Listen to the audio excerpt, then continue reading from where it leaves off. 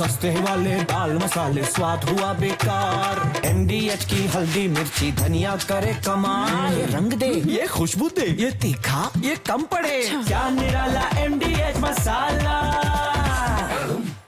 Cease fire पर देखिए अफगानिस्तान के पूर्व उपराष्ट्रपति का बड़ा बयान आया है। सीज फायर ने पाकिस्तान की जान बचाई, ये कहा है सालेह ने।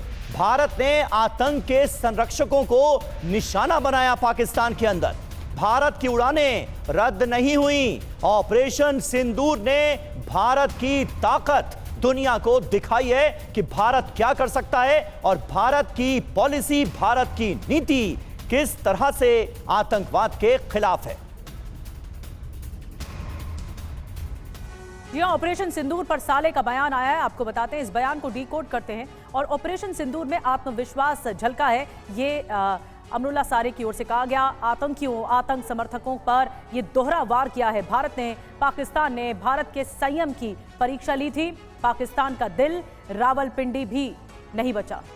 और भारत की इज्जत में पाकिस्तान का नूर खान एयरबेस, जी हां देखिए, नूर खान एयरबेस पर हमला करके भारत ने बताया है कि वो क्या कर सकता है। मुस्लिम जगत से पाकिस्तान को कोई सहानुभूति नहीं मिली। यूएई हो, सऊदी अरब हो, भारत के साथ नजर आए। पाकिस्तान का ऑपरेशन दावे के मुताबिक नहीं था, ये कहा है अमरुल्लाह साले ने, जो कि उपराष्ट्रपति रह चुके हैं अफगानिस्तान के। हमारे साथ इस वक्त तमाम खास मेहमान स्टूडियो में मौजूद हैं। AVM OP तिवारी हमारे साथ मौजूद हैं, पूर्व राजदूत योगेश गुप्ता जी हमारे साथ मौजूद हैं, पूर्व राजदूत मंजू सेठ जी हमारे साथ मौजूद हैं और स्क्वाड्रन लीडर दीप्ति काला भी हमारे साथ मौजूद हैं। लेकिन मंजू जी, सबसे पहले मैं आपसे जानना चाहूंगा, अफगानिस्तान के पूर्व उपराष्ट्रपति जो कह रहे हैं उस बात में कितना दम नजर आता है, और मौजूदा संघर्ष विराम जिस अंदाज में हुआ है, पाकिस्तान को बहुत करारा और कड़ा सबक सिखाने के बाद उसे भारत की कितनी बड़ी डिप्लोमेटिक जीत माना जाए?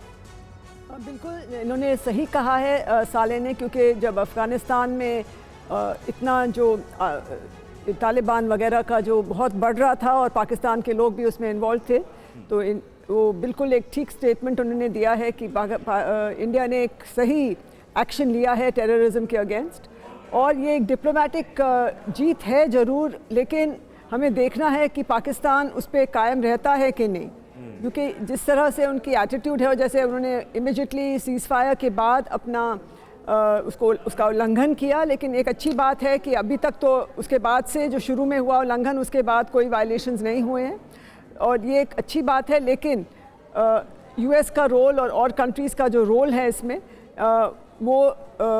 उनको लगा कि पाकिस्तान ने उनको हेल्प मांगी होगी, मुझे लग रहा है, क्योंकि वो बिल्कुल एक ऐसी सिचुएशन में आ गए थे कि ख़त्म होने वाली है उनकी कहानी, जैसे कहते हैं, अगर ये रुकी नहीं जंग।